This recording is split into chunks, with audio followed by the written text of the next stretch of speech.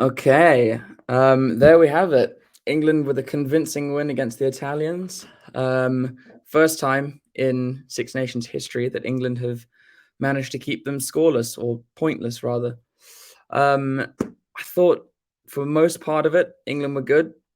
Obviously, there are quite a few things to work on. Might as well start with England because the winners. I thought that Randall. Jamie George, obviously Marcus Smith and Itoje all had really, really good games. I was annoyed, very annoyed when Randall was taken off. But he played very well, especially on his Six Nations debut. He really made sure that the game was nice and speedy, which, in all honesty, hasn't been that of a common thing for England in recent years. Smith, literally, I mean, there's only so much you can really continue saying about just how the fact that he just keeps getting better and better and better. Like his reading of a game and his speed off the line and his creativity is just it's getting to the point where it's second to none. And he, for such a young guy, he's going to hit his peak. I don't even know when, but like if he has already, he might just be at this kind of level for his entire career. I really hope so. Cowan Dickey was good when he came on. He got us some really crucial turnovers at really good times, a couple of the times on our own try line. Freddie Stewart was very good at fullback. He had some good runs, counter-attacking runs. He was solid under the high ball. I think he made some good offloads as well in the tackle. Malins was really good. Malins, 2 assists. For 2 assists, 1 for Marcus Smith and 1 for, I believe it was Carl Sinclair. And his kick chasing was really good as well. So there's a lot of positives for England across the board. I think that Slade needs to play 13. I don't think he's a 12, even though a lot of the time he was running at first receiver to give Marcus Smith more time on the ball, which is actually a good tactic. But I think I do think that Slade needs to be 13. Even though I do like Marchant at 13. Now, the cons for England for this game. The handling around the rucks, particularly in the forwards, not good. Wasn't great. There were too many handling errors there. Some that cost us tries. And that is something that they do need to work on. Another one that annoyed me, when Randall went off, Youngs came on, the game immediately slowed down, and we started just kicking ball away for no reason. I think we got a turnover, or rather we had a maul that went 15 meters upfield, and then Youngs kicks it away, which makes no sense when you've got go forward ball.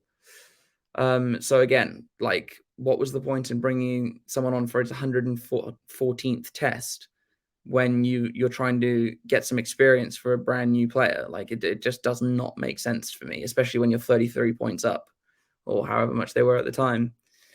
And then also the second half penalty count for England wasn't good. There were a lot of penalties given away in that second half. They were warned multiple times. But overall, England played well.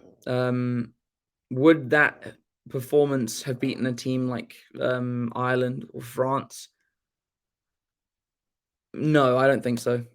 I think England need to get better. They need to give away less penalties. They need to be more forwards need to be more clinical with the ball without dropping it. But it's a building step, and we'll take that. Speaking of Italy, it's quite difficult to find a lot of pros for them. Iwani, I mean, he always looks threatening. He's probably their best find in the backs in years. He is a very good player and quite consistently their best player. And to be fair, their set piece scrum was mostly good. They turned over a few of England's lineouts, but then lost a lot of their own. So not great. And that's really all I can think about for their pros. In terms of their cons, though, it's not a lot, but it's things like they didn't really offer much. Like, Garbisi is a good player, and he had some moments where, a chip over the top worked well. Some flat passes were good, but otherwise they just didn't offer much in the game, and they kicked away a lot of possession. And I don't see them getting better that way. And it looked like their coach was frustrated with it, and I don't know what the reasoning behind it is. I don't know why they play the way they do, because they don't have bad players. They've got some very good players, but they just cannot seem to put that onto the international stage, which must be really frustrating for them as a country. And I honestly don't know where they go from here. I really hope Sebastian Negri's are okay, because that didn't look great when he went off. But I don't know. I don't see an end to this for Italy anytime soon. Something it needs the restructuring needs to start at the club level. I think they've got one. Benetton is kind of their only good club. Zebra's very average. And yeah, like they have to figure out something. And it's not going to get better until they do.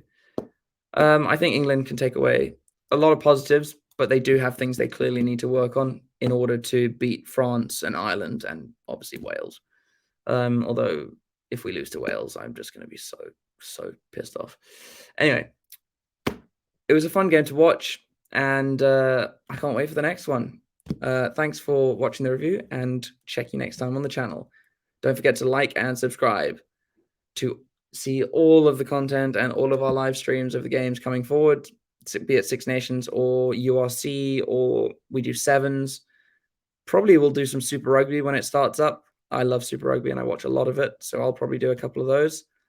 And yeah, enjoy the content we keep producing. But have a great week on starting tomorrow, guys, and check you next time. Cheers.